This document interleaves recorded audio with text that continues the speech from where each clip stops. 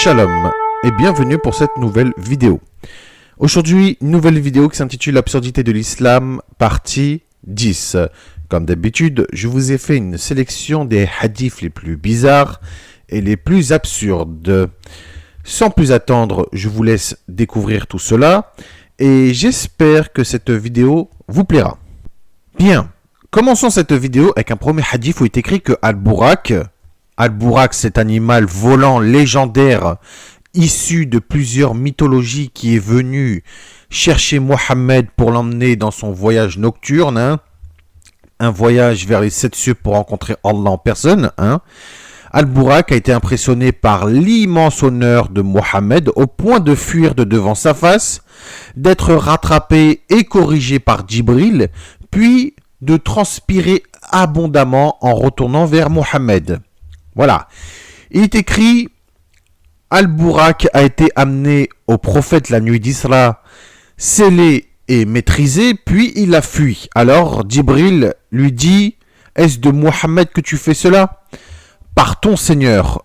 Donc Al-Burak qui dit ça, il n'y a personne de plus honorable pour ton Seigneur que lui. Il a dit, puis il a commencé à transpirer abondamment. Il est écrit dans Jami' al-Tirmidhi numéro 3131, livre 47, hadith numéro 183. Notez une chose, c'est que dans ce hadith, Al-Burak dit à Djibril que Mohammed est son Seigneur. Voilà. Donc, on voit bien que Mohammed est considéré comme un Seigneur dans ce hadith. Posez-vous les bonnes questions. Je croyais que c'était seulement Allah qui était Seigneur. Voilà. Donc, quand il s'est présenté devant Mohammed, une fois qu'il a été rattrapé et corrigé par Djibril, Al-Burak s'est mis à transpirer abondamment. Je ne sais pas si c'est par la peur ou quoi que ce soit. Mais bon, continuons. Apparemment, lorsqu'un musulman dit Bismillah, qui veut dire au nom d'Allah, avant d'entrer dans les toilettes, il y a un voile entre les yeux des djinns et la nudité des enfants d'Adam. Il est écrit dans Sahih al-Jami numéro 3110, le prophète a dit, le voile qui est entre les yeux des djinns et la nudité des enfants d'Adam est que lorsque l'un d'entre vous enlève ses vêtements, il dit Bismillah. Voilà. D'ailleurs, en parlant de toilettes, Mohammed avait l'habitude de prier en déféquant, donc en faisant caca. Voilà. Il est écrit dans Sahih al-Bukhari, volume 1, livre 4, hadith numéro 144. Chaque fois que le prophète allait répondre à l'appel de la nature, il avait l'habitude de dire « Ô Allah, je cherche refuge auprès de toi contre toutes les choses offensantes et méchantes. » que ce soit mauvaises actions et des mauvais esprits. Et surtout, dans un autre hadith, quand il sortait des toilettes, il disait toujours « Gufranak » qui signifie « Oh Allah, pardonne-moi » ou alors « Oh Allah, je demande ton pardon ». Alors, il est écrit « Je suis entré chez Aïcha et je l'ai entendu dire, quand le messager d'Allah sortait des toilettes, il disait toujours « Gufranak ». Donc c'est écrit dans Sunan Ibn Majah, numéro 300, livre 1, hadith numéro 300. Mais aussi, alors là, excusez-moi de la prononciation, Bulugh al-Maram, numéro 100, livre 1, hadith numéro 118. Je vous laisse la référence dans la description comme d'habitude. Mais pourquoi demander pardon ? Pardon de quoi ? Pardon d'avoir fait ses besoins ? C'est quelque chose de tout à fait naturel. Un être humain fait ses besoins naturels. C'est comme ça. C'est dans notre nature. Je vois pas où est le mal. Il dit, oh Allah, pardonne-moi des choses offensantes et méchantes, des mauvaises actions et des mauvais esprits. Bon, je sais que les toilettes sont un lieu impur, mais je ne savais pas que faire pipi ou caca, c'était une mauvaise action. Voilà. Dans ces cas-là, pour Mohammed, faire ses besoins naturels, c'est un péché alors. Gufranak, oh Allah, pardonne-moi, ou je te demande pardon, mais pardon de quoi ? D'avoir fait ses besoins naturels. Mais aussi, pourquoi Mohammed priait et invoquait Allah pendant qu'il faisait ses besoins naturels ? Je croyais que dans l'islam, il était interdit d'invoquer Allah lorsqu'on était dans les toilettes, par respect pour lui. Enfin, c'est ce que l'islam dit. Hein. Apparemment, son propre prophète, Mohammed, priait et invoquait Allah pendant qu'il faisait ses besoins naturels. Donc, contradiction. Hein. Continuons. Apparemment, même les femmes peuvent être circoncises.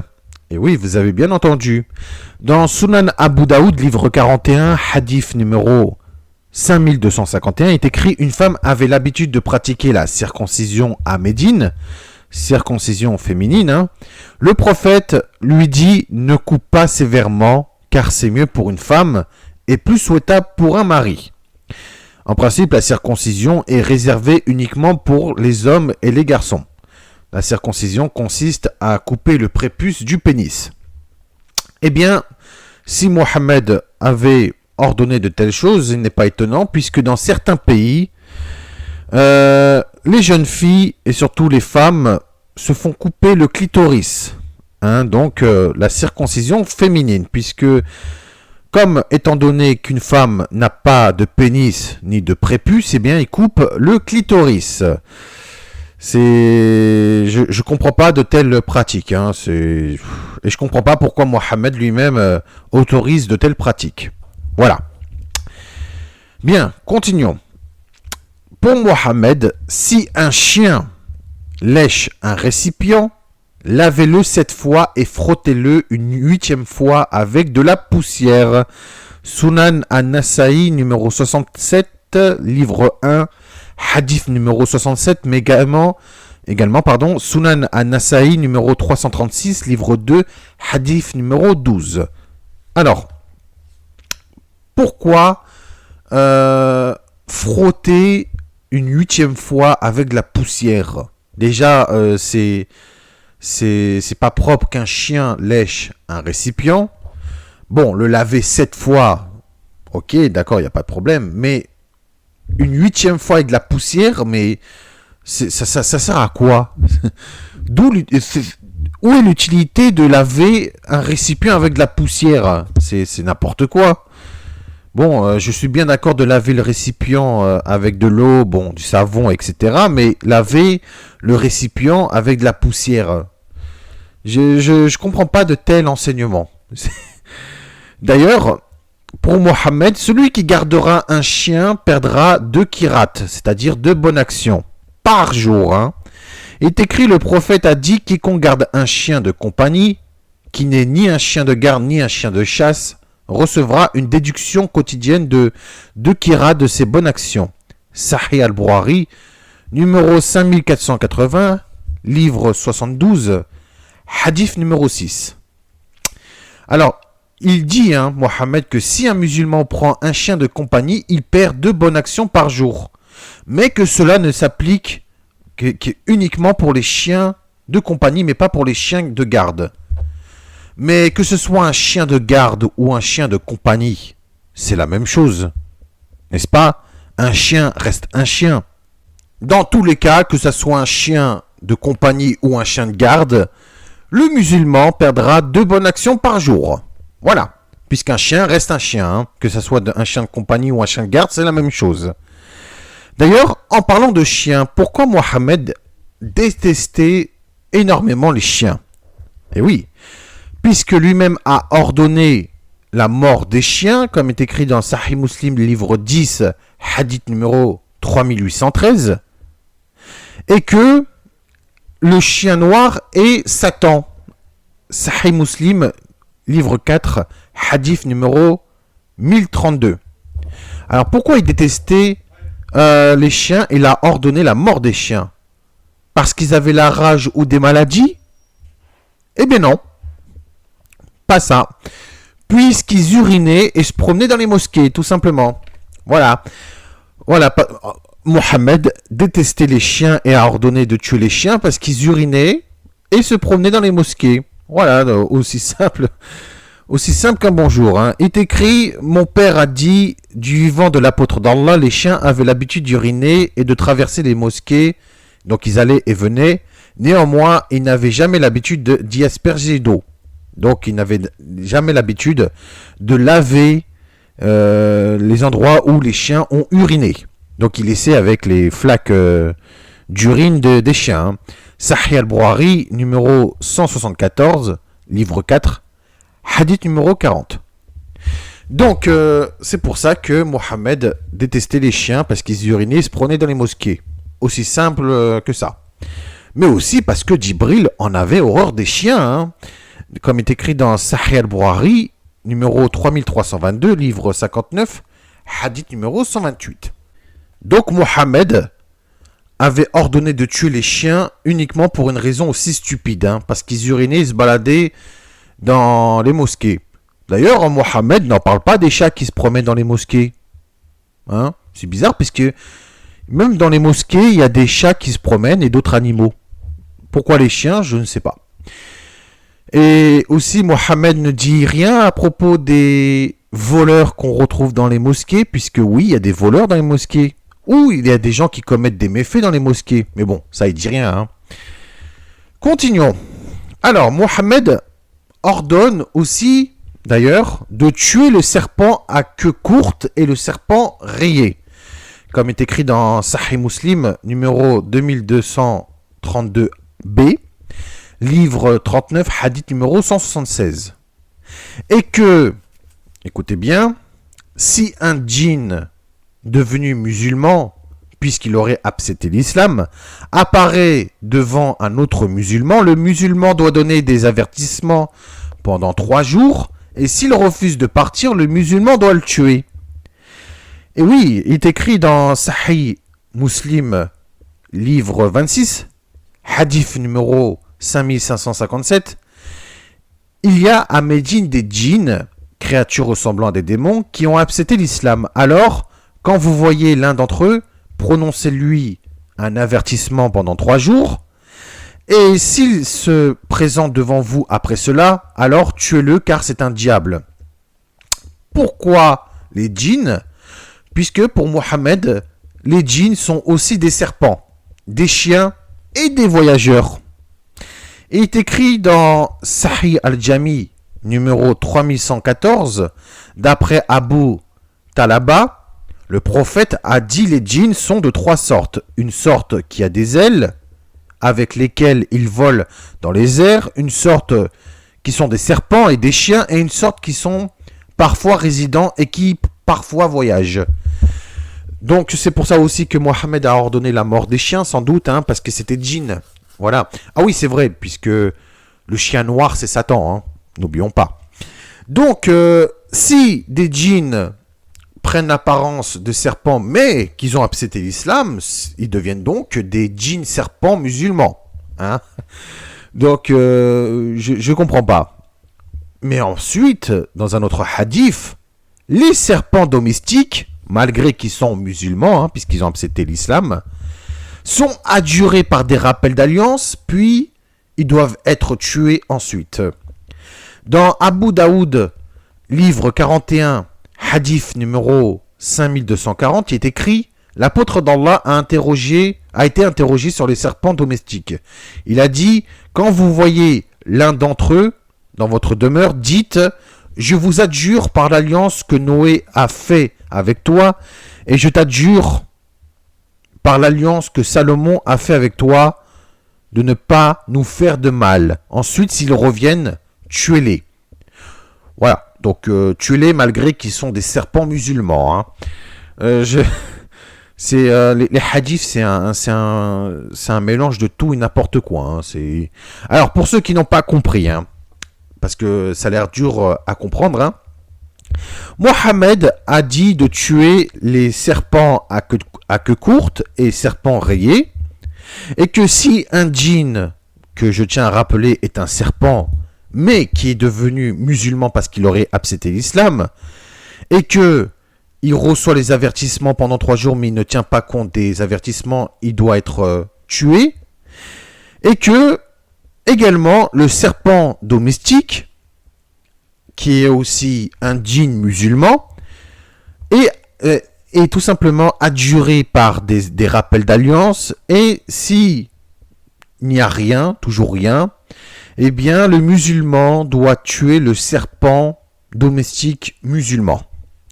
Ça ne veut rien dire, mais c'est un mélange de tout et n'importe quoi. Hein. Mais moi, je comprends pas. Ça veut rien dire tout ça. C'est... Mais bon. Ensuite, continuons.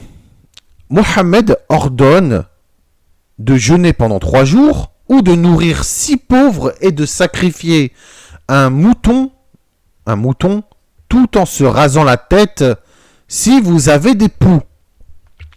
Et oui, écoutez bien, le prophète est venu vers moi au moment de la promesse d'Al-Udaybiyah, excusez-moi pour la prononciation, alors que des poux tombaient sur mon visage. Il a dit, est-ce que les poux de ta tête te dérangent? J'ai dit oui. Il a dit, rase-toi la tête et jeûne pendant 3 jours ou nourris 6 pauvres ou égorge un mouton en sacrifice. D'ailleurs, le sous-narrateur Ayoub a dit dans le hadith, je ne sais pas avec laquelle de ces 3 options il a commencé. C'est écrit dans Sahih al-Bukhari numéro 4190, livre 64, hadith numéro 230. Ou bien, c'est là qu'il y a contradiction, c'est pas plutôt un mouton qu'on doit sacrifier, mais plutôt une vache qu'on doit sacrifier. Comme est écrit dans Sunan Abi Daoud, numéro 1859, livre 11, hadith numéro 139. Maintenant, de nos jours, Dieu merci, il existe des produits qui permettent de traiter ce problème, d'éradiquer les poux, etc. Cela évite de raser la tête entièrement d'une personne et cela évite de sacrifier des pauvres animaux pour rien. Voilà. Et maintenant, dans un autre hadith, ce n'est plus les poux, mais c'est également les maux de tête et un problème de cuir chevelu, puisque Mohammed a dit que si vous avez des maux de tête et un problème de cuir chevelu, faites ce rituel. Et oui, vous avez bien entendu, dans Sahih al-Bukhari numéro 1815, livre 27, hadith numéro 10, est écrit « Le messager d'Allah se tenait à côté de moi et les poux tombaient de ma tête. » Donc en grand nombre, il m'a demandé « Est-ce que tes poux t'ont dérangé ?» J'ai répondu par l'affirmative. Il m'a ordonné de me raser la tête. Kab a ajouté ce verset sacré « Si l'un de vous est malade ou a une maladie de cuir chevelu, comme est écrit dans la sourate 2, verset 196, etc., a été révélé à mon sujet. Le prophète m'a alors ordonné soit de jeûner pendant 3 jours, ou pour nourrir 6 pauvres avec un farak, 3 sas de dattes, ou pour abattre un mouton, sacrifié. Tout ce qui était possible. Alors là, dans ce hadith, il est bien précisé qu'il y a eu une révélation d'Allah qui a révélé une sourate du Coran, puisque nous retrouvons dans la sourate 2, verset 196, qui est précisé dans le hadith, est écrit « Et accomplissez pour Allah le pèlerinage et l'umra. Si vous en êtes empêché, alors faites un sacrifice qui vous soit facile, et ne rasez pas vos têtes avant que l'offrande, donc l'animal à sacrifier, n'ait atteint son lieu d'immolation. Si l'un d'entre vous est malade ou souffre d'une affection de la tête, maux de tête ou quoi que ce soit, et doit se raser, qu'il se rachète alors par un siyam, ou par une aumône, ou par un sacrifice. Quand vous retrouverez ensuite la paix, quiconque a joui d'une vie normale après avoir fait l'umra en attendant le pèlerinage, doit faire un sacrifice qui lui soit facile. S'il n'a pas les moyens, qu'il jeûne 3 jours pendant le pèlerinage et 7 jours une fois rentré chez lui, soit en tout 10 jours. Voilà. Donc, c'est grâce aux poux, aux maux de tête et aux problèmes de cuir chevelu que Allah a révélé une sourate du Coran.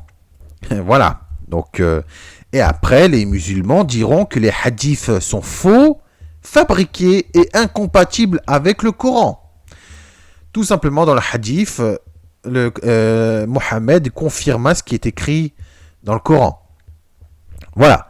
Donc on voit bien que c'est le hadith et le passage, enfin la sourate du Coran, correspondent parfaitement. Voilà. Donc si à chaque fois que nous avons des démangeaisons, des maux de tête, des poux, et des problèmes de cuir chevelu, et que nous devons sacrifier des pauvres innocents, des pauvres animaux innocents, il n'y aura plus d'animaux sur cette terre. Hein.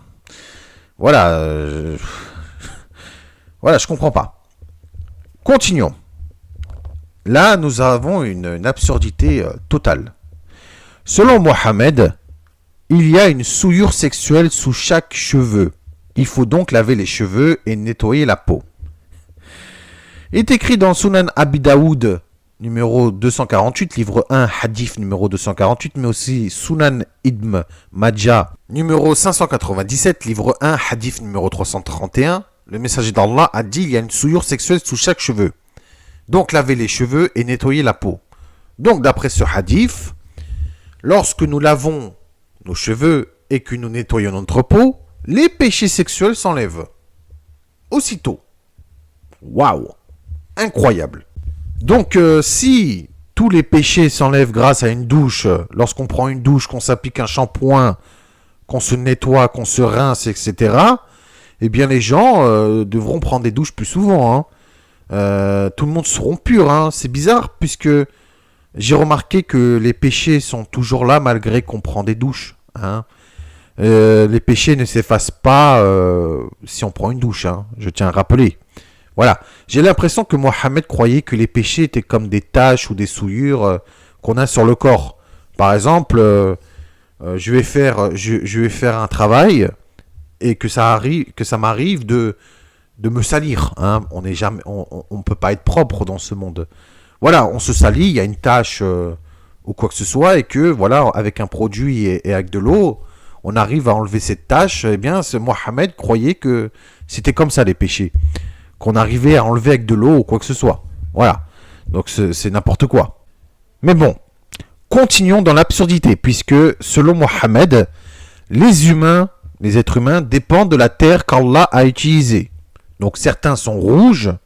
Je ne savais pas que les êtres humains sont rouges, hein, qu'ils ont la couleur rouge. Certains sont blancs, noirs, minces, épais, souillés et purs. Vous avez bien entendu, il est écrit dans Jami al-Tirmidhi, volume 5, livre 44, hadith numéro 2955. Le messager d'Allah dit, en effet, Allah le Très-Haut a créé Adam à partir d'une poignée qu'il a prise de toute la terre. Ainsi, les enfants d'Adam entrent selon la terre. Certains d'entre eux viennent rouges. Ah bon, vous pouvez me dire quel être humain sur cette terre a la peau rouge, hein, la peau totalement rouge. C'est quoi? C'est un monstre? Je sais pas. Certains d'entre eux sont blancs, noirs, et entre ceux-là, et les minces, les épais, les souillés, les purs. Donc si une personne est pure, c'est parce que c'est Allah qui a créé cette personne pure, et si quelqu'un est souillé, c'est parce que c'est Allah qui l'a créé souillé. Voilà. Et les minces et les épais, hein, bonjour la discrimination, hein. Mais bon, c'est n'importe quoi. Donc si quelqu'un est mince, donc c'est parce que c'est Allah qui l'a créé mince. Si quelqu'un est épais, hein, donc il y a une forte corpulence, hein, c'est parce que c'est Allah qui l'a créé comme cela. En plus, un être humain qui est de couleur rouge, j'ai jamais vu un être humain tout rouge, hein, de la tête aux pieds. Hein, c'est bizarre. Hein. Mais bon, maintenant nous allons finir cette vidéo avec un dernier hadith où il est écrit que lorsqu'il y a un tremblement de terre, le côté de la tête de Satan sort du lieu où se trouve le tremblement de terre. Oui, vous avez bien entendu, oui. Donc à chaque fois qu'il y a un tremblement de terre, eh bien le côté de la tête de Satan sort du lieu où se trouve le tremblement de terre. Voilà. Il est écrit dans Sahih al-Bukhari, numéro 7094, livre 92, hadith numéro 45, pardon. Je pense que la troisième fois, le prophète a dit, il y a dans le Najd, le lieu des tremblements de terre et des afflictions, et de là sort le côté de la tête de Satan.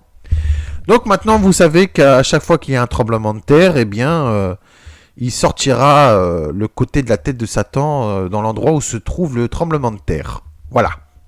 Bien, c'est la fin de cette vidéo. J'espère que cette vidéo vous aurait plu.